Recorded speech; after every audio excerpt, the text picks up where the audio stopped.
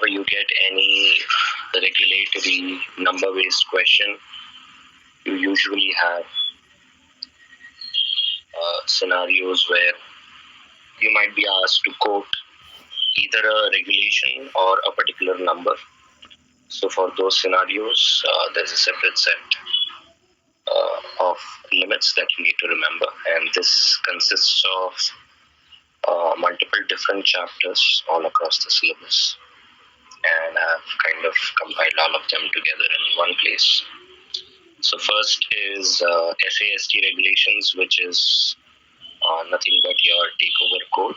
So irrespective of whether it is new or old syllabus, the regulation applies similarly. Under the takeover code, the first type of limit that you need to remember is called as the mandatory open offer. Whenever any entity wants to acquire the shares of another entity, it will have to make an open offer of 26% if it reaches a trigger point of 25%. If you take it as an example, let's say there is a particular Mr. X. This Mr. X already holds 7% shares in Infosys. Till the time he reaches 25% of total holding in Infosys, Mr. X doesn't have any open offer obligations. You can call it triple O. But once this Mr. X reaches 25% shareholding, so he can buy 3% shares, then he can buy 8% shares, then he can buy 5% shares. Even if he keeps doing this, there is no obligation for Mr. X under takeover code regulations. So even if he does all these transactions and ends up buying the shares of this particular entity, the shareholding would still be 23%. But if he buys another 2% shares, that makes him hit his limit of 25%, which makes him eligible to give an open offer obligation to purchase another 26%, so that his total shareholding becomes 51. Indirectly, what SEBI is saying is, when any person tries to acquire the securities of any company, it's okay for him to not be serious about owning this company till 25%. Once any person owns 25% shares of any company, if they end up purchasing a certain set of shares and their total shareholding increases to 25, they are required to also be ready with the money to purchase an additional 26%, and they have to make what is called as open offer obligations, and this type of an open offer is called as a mandatory open offer. Now, even if you are ready to buy 26%, the public may not be ready to sell this 26% to you. So let's say you make an open offer, you make an announcement, which is called as public announcement. Yes? Yes, your screen is not visible.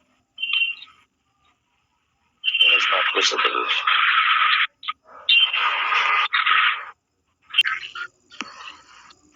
And then he ended up buying a few shares over the course of time, where it made his shareholding reach 23%. So he ends up buying 3% shares, and then buys another 8%, then buys another 5%. It's all okay till the time he reaches 23%. Now, if he buys another 2% shares in the same company, then he will reach what is called as the trigger point number 1. So the first trigger point is at 25% holding. If anybody touches this limit, they should be prepared to make a public announcement and announce to the public that they will be buying another 26% shares of the same company, and they should be ready with the money. This is what is the obligation given under SEBI SAST regulations. Now, out of this 26%, some offers are successful and some offers are unsuccessful.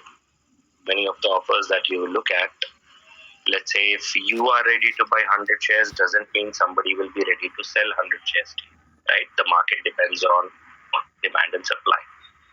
So out of this 26%, let's say only 15% shares he's able to actually purchase.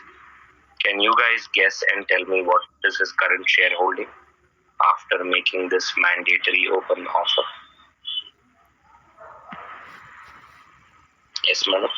Can you think? What could the number be? 40. Correct. So he had 25, which made him mandatorily ask for another 26. But out of the offer that he made for 26, the public only ended up selling 15% of their shares to him. So now he sits at 40%. So now from here onwards till 75%, this Mr. X only has another option to do what is called as creeping acquisition. He can only buy additionally another 5% shares in the company. If he exceeds 5% shares totally purchased in every year, then again he has to follow the mandatory open offer obligation. And what is the mandatory open offer obligation? How many additional shares should he buy?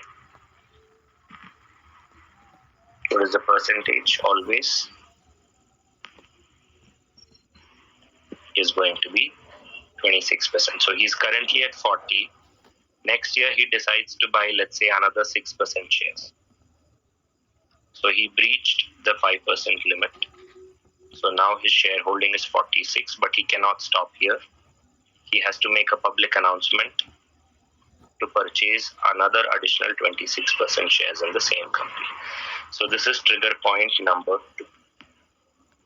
Trigger point number 1 is 25%.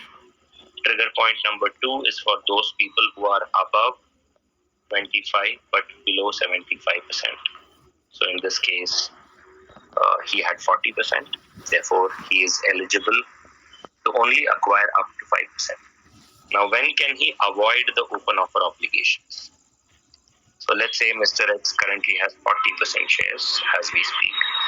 Every year, if he keeps buying 4.9% shares, slowly, eventually he will reach a stage in 3 years where his shareholding will be more than 50%. And why this 50% is important is you can only create a subsidiary company if you hold more than how many voting rights in another entity. What is the percentage? It is 50%. So any company which owns more than 1/2 of another company's voting rights, which are provided to you in equity shares, only then that company is considered to be your subsidiary company. So Mr. X is at 40. He buys 4.9, so he reaches 44.9. In one financial year, he did not exceed 5%, so he is safe. Next financial year, again, he buys another 4.9. Now he has reached 49.8%. He is still safe, but he has not accomplished the objective of making this company a subsidiary company of his, or a company in which he personally holds majority holding. This Mr. X can also be X Limited. It can also be an X LLP firm. It can be any type of entity. And then the third year, when he buys another 4.9% shares, then he crosses this 50% barrier, and he can keep doing this till he reaches 75%. This type of acquisition is called creeping acquisition. So there are 3 terminologies that you need to remember. First, mandatory open offer. So mandatory open offer is, for how much percentage do you need to make mandatory open offer? we just learned. How much would that be?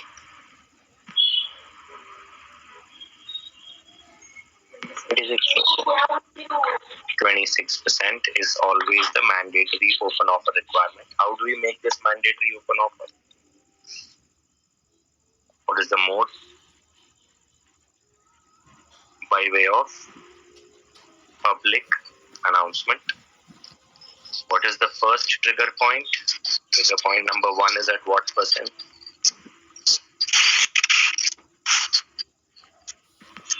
25. Trigger point number 2 is at 5%. And creeping acquisition is less than 5% per financial year. So the creeping acquisition limit applies only to those people who are wanting to acquire the shares of another entity, but they already hold more than 25% shares in the company. So creeping acquisition limit is applicable to people who hold more than 25% or more, and the creeping acquisition limit is maximum 5% per financial year. If you acquire more than 5% in every financial year, then you have to again make an open offer to acquire another 26%. And always, whenever you breach these trigger points, you have a mandatory open offer obligation of 26%. At what price will you make this offer? The price depends on whether the company is frequently traded or infrequently traded. If the company's securities are frequently traded, then usually the price at which you make the public announcement, which is also called as mandatory open offer, you will make it at either the volume weighted average price during the last 52 weeks, so the average price of that particular company, which was Infosys, in the last 1 year, or during the last 26 weeks, the highest price that you have paid as the acquirer. So that's half a year, 6 months. Or the volume weighted average price for the last 60 days. Or if you have entered into any share purchase agreement with the company, then the price as per the share purchase agreement. Whichever is the highest of these 4 prices, that will be the price at which this mandatory open offer will be made. Firstly, who is eligible to make mandatory open offer? There are 2 scenarios. Scenario number 1, if your shareholding is less than 25%. Scenario number 2, if your shareholding is more than 25%. If your shareholding is less than 25%, the moment you reach 25% shareholding in total, then you make a mandatory open offer for buying 26% additional shares by way of public announcement. If you are already holding more than 25% shares in a company, then your limit is only 5%. If you exceed 5%, then you have to make another mandatory open offer by giving a public announcement to purchase additional 26% shares. If you don't want to do either of these, and you are under the second category, that is you hold more than 25%, you also have an alternate route without making any public announcement. That is called creeping acquisition. Creeping acquisition means slow acquisition. You are buying securities in a slow and steady manner. And how many maximum securities with voting rights can you buy every year in that company if you want to follow the creeping acquisition route? Yes, Manu, what do you think?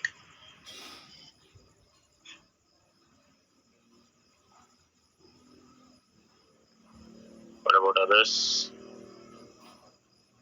How many shares can you buy additionally without attracting these open offer obligations? Anybody? Less than 5%. Yes. You always have to buy less than 5% in one transaction or in one financial year. Financial year. In one financial year. So I'm going to give you scenarios. You guys tell me what are your available options and should you provide mandatory open offer or not. X Limited holds 18% shares in Y Limited. They end up buying additional 5% equity shares by placing an order. This is scenario number 1. Scenario number 2, X Limited holds 28% equity shares in Y Limited and they end up buying 5% shares in the same company. Situation number 3, X Limited holds 18% in Y Limited, but they end up buying 8% additional equity shares. Situation number 4, X holds 38% in Y Limited, and they end up buying 8% equity shares in the same company. When will you give open offer obligations? In situation 1, will you give open offer obligations or not?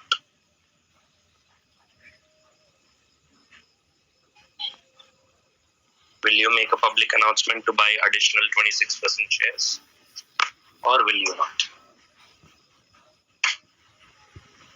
What do you guys think?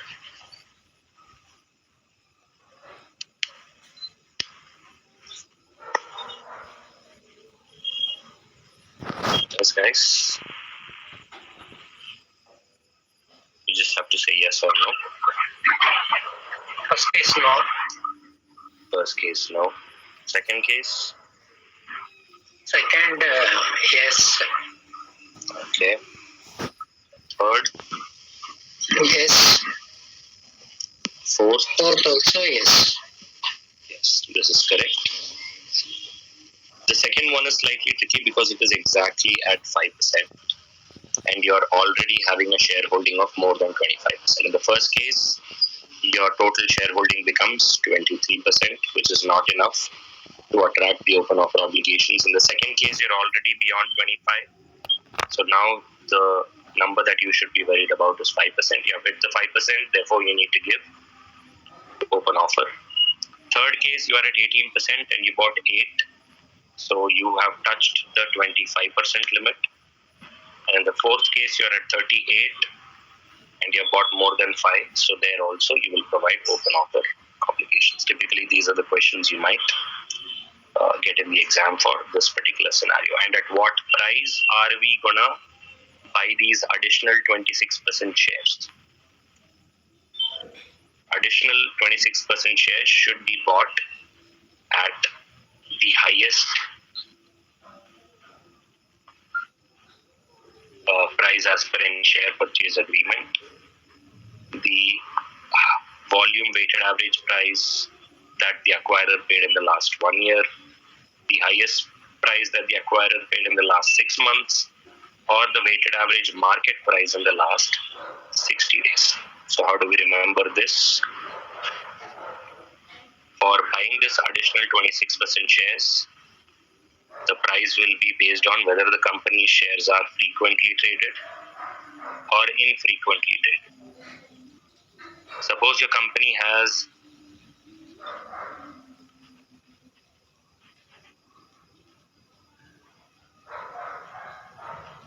10 crore equity shares. If at least 10% of these shares are traded on a regular basis on stock exchange, 10% of 10 crore is 1 crore shares. If 1 crore shares change hands from one buyer to another in your company's case, sometime or the other, then your company is said to be frequently traded. If not even 1 crore shares of your company are being bought or sold in the stock exchange, then you will be called as infrequently traded. If you are frequently traded, you have 4 prices to look into. Price as per share purchase agreement, volume weighted average price in the last 1 year,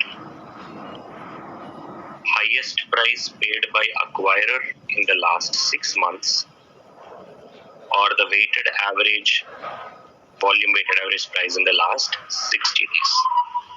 This is if your shares are frequently traded. And whichever is the highest amongst these 4 share prices, that will be the price at which you will make the public announcement to buy the additional shares from the public, so that you can convert this company and acquire this company and make it your subsidiary. That's the goal of any takeover. If you talk to the management of the company, then you will have a share purchase agreement. Then it becomes a friendly takeover. If you don't talk to the management of the company and directly go to the market and start buying the shares available, then it is called as a hostile takeover. And if the company shares are infrequently purchased and sold in the stock exchange, 3 out of the 4 prices still remain the same. You still have the 1 year price, you still have the 26 6 months price, you still have the share purchase agreement price, but the last price, the 60-day price, will be determined by the lead manager. So which means you still have share purchase agreement price, you have the volume weighted average price,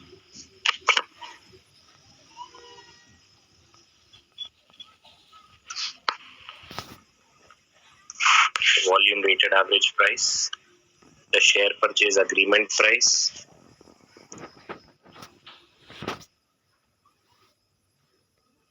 you also have the highest price paid by the acquirer in the last 6 months. So first, second and third price is the same.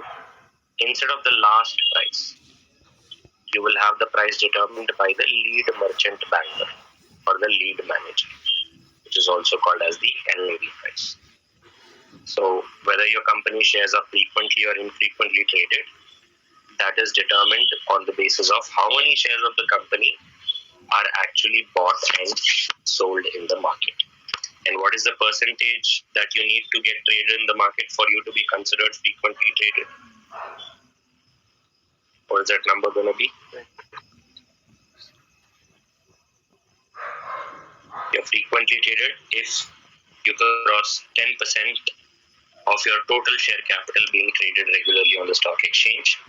If not even 10% of your shares are being traded, then you become infrequently traded. So these are the first 3 limits that you need to remember. The first limit, which is called as the 26% public announcement, is called as the mandatory open offer. The second one is called as creeping acquisition. If you buy less than 5% per financial year, and the price at which you buy any of these shares through open offer is based on the frequency of the company shares being traded.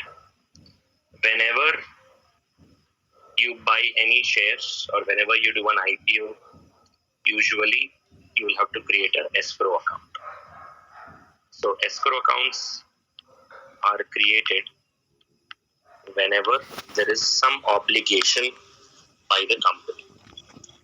Obligations usually arise whenever company issues shares and whenever somebody buys the company's shares beyond a certain limit.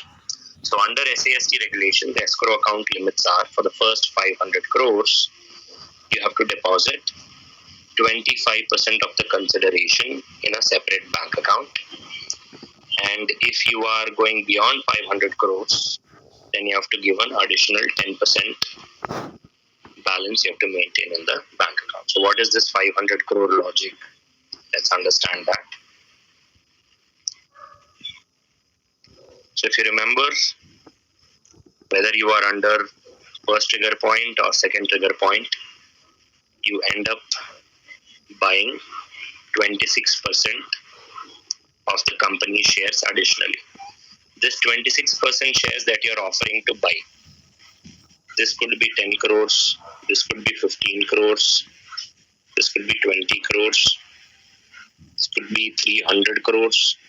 It depends on the price of the company, right? So let's say this 26% turns out to be 1 crore equity shares. The company has issued about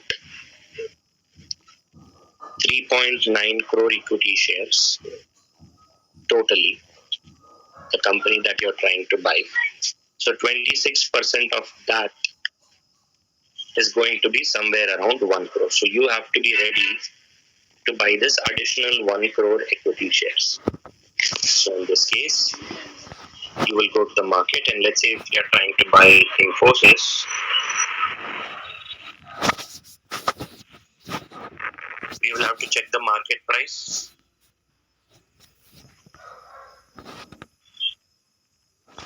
And let's say the market price is 1434 as we speak. So if this is the highest price that you need to pay to buy 26%, because Infosys is frequently traded or infrequently traded. What do you think Infosys shares are? Are they going to be frequently traded or are they infrequently? What do you guys think? Frequently traded. Since they're going to be frequently traded, what is the 4 prices that you will pick? 10% of it.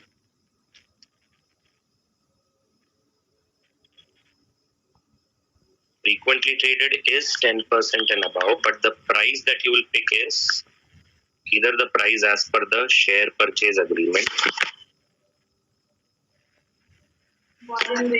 or the volume weighted average price. One second.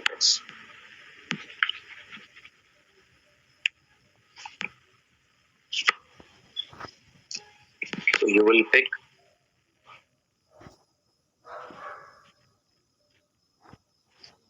price as per share purchase agreement or volume weighted average price or the highest price paid in the last 6 months or the volume weighted average price for the last 60 days.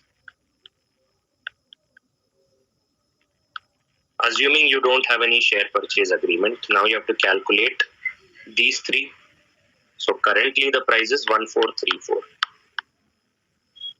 So you have to calculate like that. Today's average price, let's say if it is 1434, for the last 1 year, what is the average price? You have to calculate. Let's say that is 1400. For the last 6 months, the price is 1350. And for the last 60 days, the price is 1420. These are the prices available to you. At what price will you buy Infosys based on the formula? And this is 0. The formula says whichever is the highest number. And what is the highest number now? 1420. So you need to arrange how much money now? You're buying 1 crore equity shares.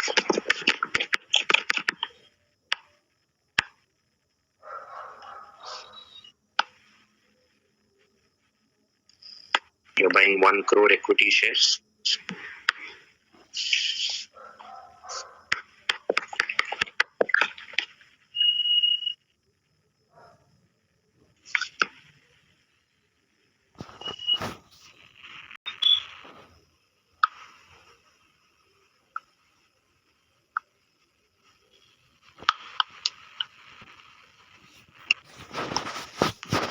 So this multiplied by 1420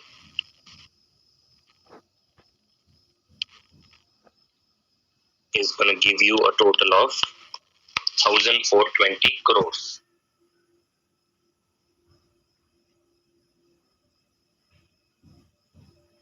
And that 1,420 crores, is it more than 500 crores or is it less than 500 crores?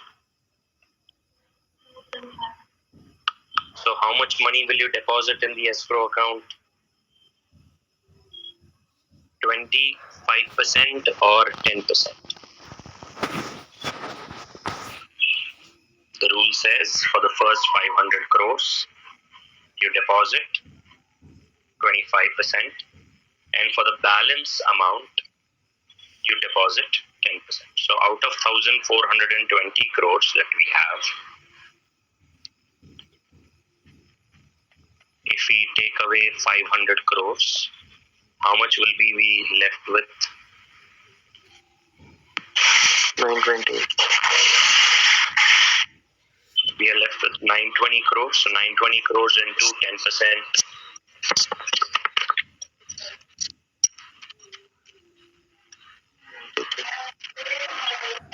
That's 92 crores. And for the first 500 crores, you are giving 25%. So that's 125 crores. So you need to deposit a total of 125 crores plus 92 crores, which is going to be a total of 217 crores in total. That is going to be your deposit in this particular escrow account. Alright, so that is how you compute escrow account requirements for any SAST obligation. So first 500 crores was 25%, and the remaining balance was 10%. We had a total amount of 1,420 crores. First 500 crores is 125. Balance we were left with 920 crores. So that gave us 92 crores in total. So we have to first deposit 270 crores, 17 crores in a bank account, even before you make the 26% public announcement. That is what the regulation tells us here. Okay. And you can deposit this amount either in cash or in a bank guarantee, or you can even pledge securities and keep that money in a bank account separately. Only then you will be allowed to buy the shares of this particular company. And who's the person who's trying to buy the shares? That person will be called as acquirer. The person in which entity that the shares are being purchased, that company, so in our case Infosys, will be called as target company. And what are we trying to buy? We are trying to buy equity shares which are carrying voting rights, so that we can convert this target company into our subsidiary. If we enter into a share purchase agreement with the company's management, then it's a friendly takeover. But if we directly go to the market and buy those securities, then it becomes a hostile takeover. Apart from this, every other shareholder who buys more than 5% shares, whether you have more than 25% or less than 25%, irrespective of this, whenever anybody buys more than 5% shares in a company, you have to give intimation to the stock exchange and the target company within 2 working days. So again, we go back to these transactions. In these transactions, does X Limited have to give additional disclosure to the target company and stock exchange in all the scenarios? Yes or no?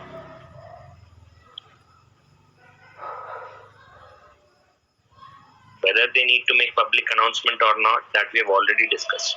Now we are talking about intimation. Since you have exceeded 5% in every case, since you have ended up buying more than 5% shares in every case, it is important for X Limited to intimate the stock exchange as well as the target company within 2 working days of them buying these shares in all these 4 cases. That is under Regulation 29(1). And if you already hold more than 5% shares in the company, any change of 2%, that also you have to intimate. Change means both plus or minus. So, in situation 1, should we give a disclosure as per and should we give an intimation as per 29(1) and 29(2)? Both. What is going to be your answer? X Limited had 18%. They bought 5% shares. Whether they need to give public announcement? No. But whether they need to give intimation under 29(1) and 29(2), what do you think? Yes or no?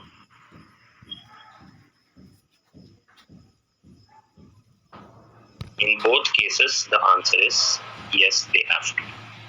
Because 29(1) says any acquisition of more than 5%, and 29(2) says any change of plus or minus 2%. And in all the 4 cases, there is a change of plus or minus 2%. And in all the 4 cases, X Limited already holds more than 5% shares in the company. So that is an event-based disclosure. This is not an open offer, but this is an event-based intimation or disclosure. After this, there are some continual disclosures also. Any person who holds more than 25% shares in the company, they need to intimate their annual shareholding position within 7 working days. So again, if you go back to the same 4 scenarios, now we are talking about Regulation 30, Sub-Regulation 1. In which of these 4 scenarios should X Limited give intimation of annual shareholding held in the company? Is it scenario 1, 2, 3, or 4?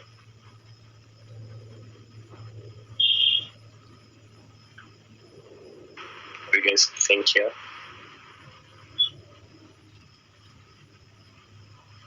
Regulation 31 says you need to have a total shareholding of more than 25%. In first case, we don't.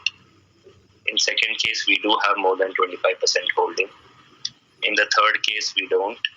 In the fourth case, we do have more than 25% shareholding. So, intimation given at the end of the financial year by X Limited is also required in these scenarios.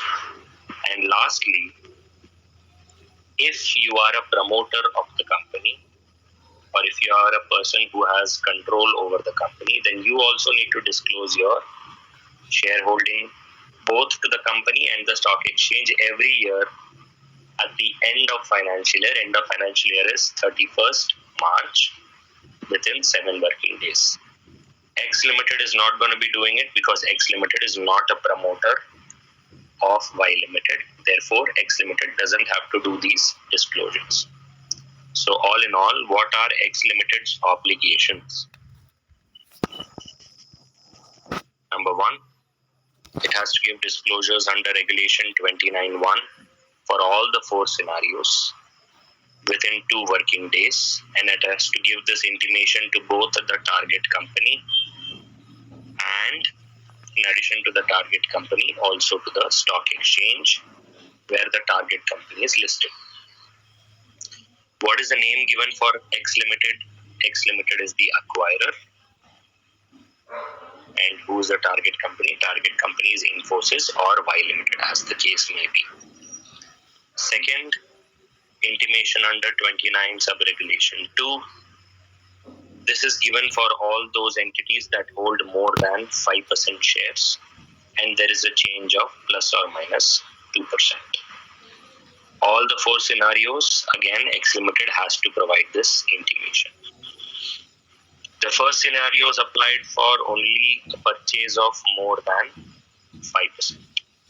So if you really summarize the regulations together, 29.1, 29.2, 29.31 and 30. 29.1 is for any purchase of plus or minus 5%. 29.2 is for those entities that already have more than 5% and there is a change of plus or minus 2%. 31 is for those entities that hold more than 25% equity in the company, and 32 is for the promoters of the company and people who have control. Such people are called as, you can call them as person having control. What is the deadline? 2 working days for the first two, 7 working days from the end of the financial year for the last two. Who are we intimating? Target company plus stock exchange in all the 4 cases. So this is your SAST disclosures.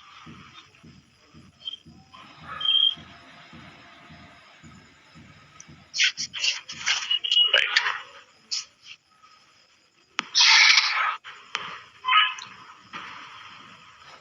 In addition to this, if any company or its promoters pledge their own shares, so let's say Y Limited goes to a bank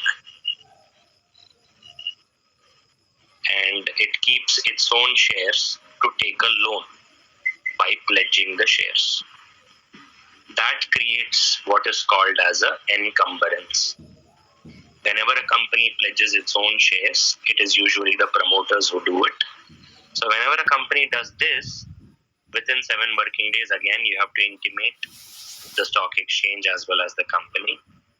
And the moment you pay back the loan and take back the securities, when you release the encumbrance, then also within 7 days, you would have to intimate the stock exchange. So this is the responsibility of the person who's pledging the shares. Suppose you want to take a loan as an acquirer, then it is your job. If it is a promoter pledging the shares, then the promoter will intimate the company. That is under regulation 31. And the last important data point under SAST regulations is all these regulations are coming under the escrow account requirement. So any amount of transactions that you're doing under this regulation, if it exceeds 500 crores, you would have to deposit 25% for the amount up to 500 crores and 10% for the amount exceeding 500 crores in the escrow account. So the important terminologies are open offer obligations, mandatory open offer, creeping acquisition, event-based disclosures, continual disclosures, encumbrance disclosures, escrow account, and trigger point. These are all the important terminologies in this unit. Since this chapter is probably on the tougher side of things, I'll share this document again on your group. You guys go through this.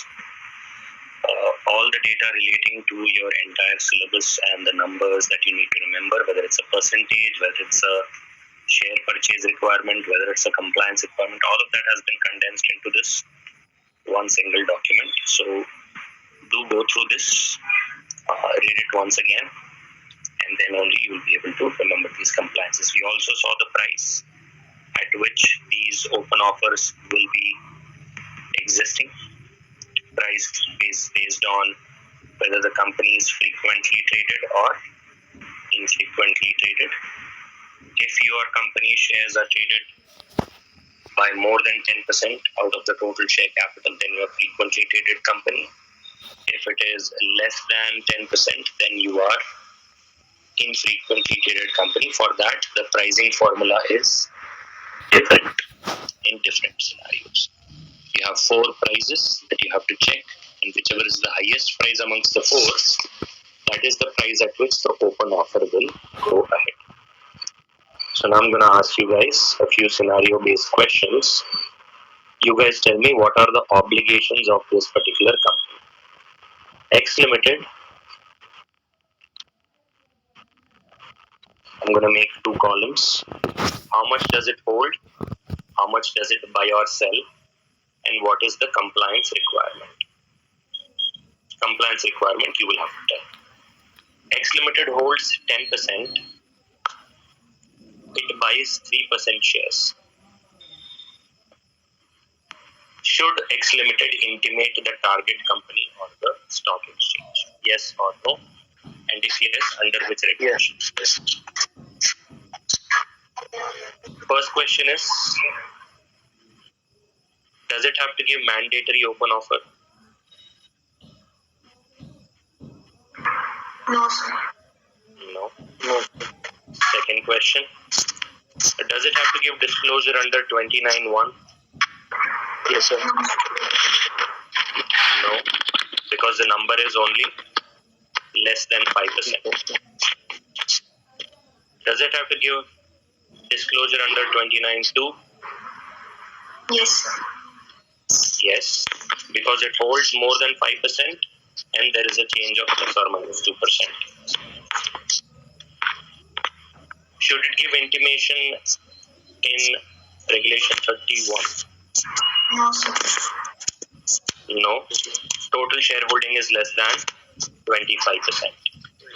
Question number 5. Should it give intimation under regulation 30, sub-regulation 2?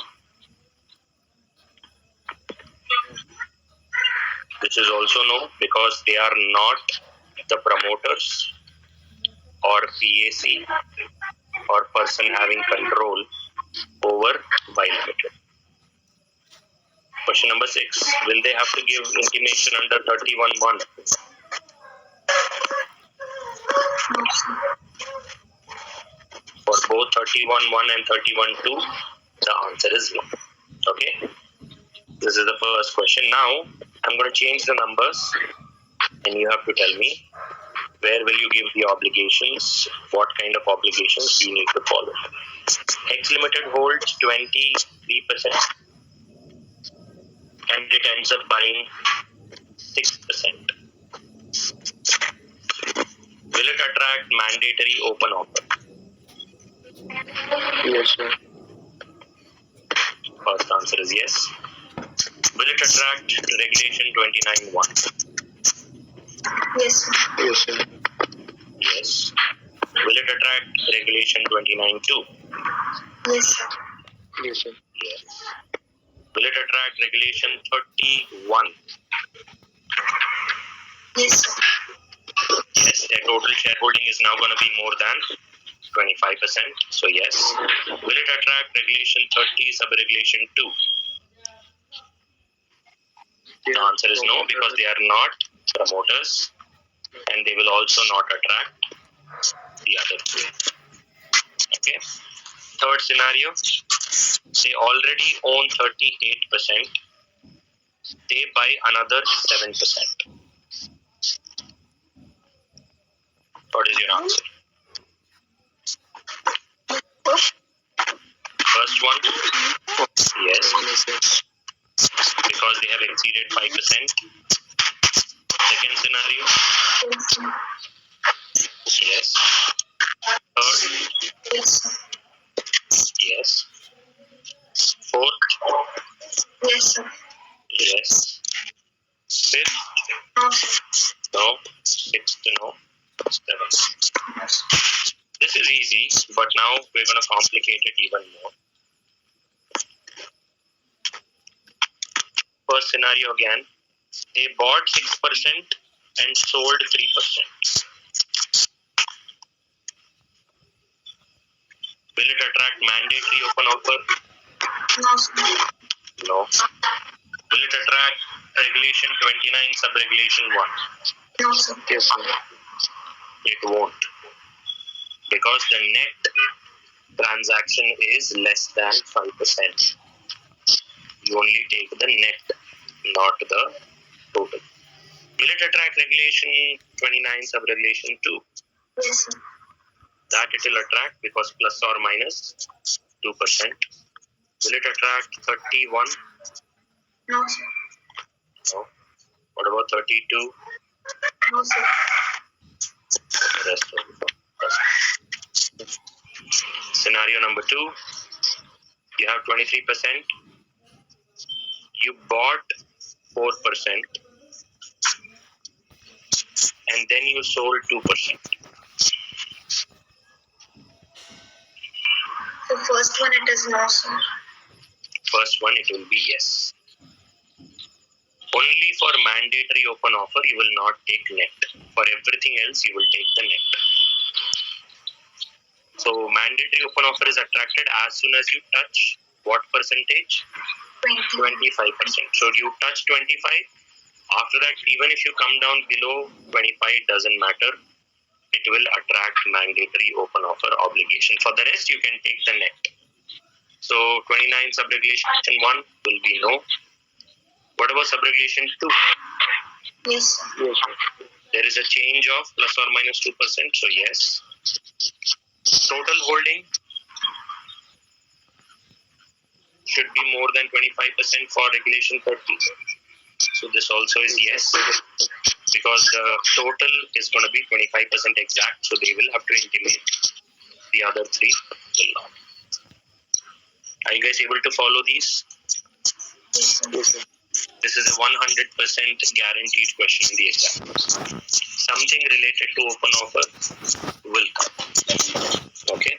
Whether they will ask you percentages, whether they will give you scenarios, whether they'll give you problems, whether they'll ask you to find out how much money to be put in escrow, whether they'll give you price, all of that depends on the examiner. But something related to these principles will definitely come. Escrow account for SAST regulations is 500 crores. Next class we'll look at NODR regulations. So that similar logic is there, but their escrow account is for 1,600 crores, 25%, 1,600 to 4,000 crores, 400 crores, and for more than 4,000 crores it is again 10%. So there is an escrow account, but this time we are not buying shares, we are issuing shares. So this is from company's perspective. So these things we will learn in the next class. Just make sure that you go through this document once. This probably has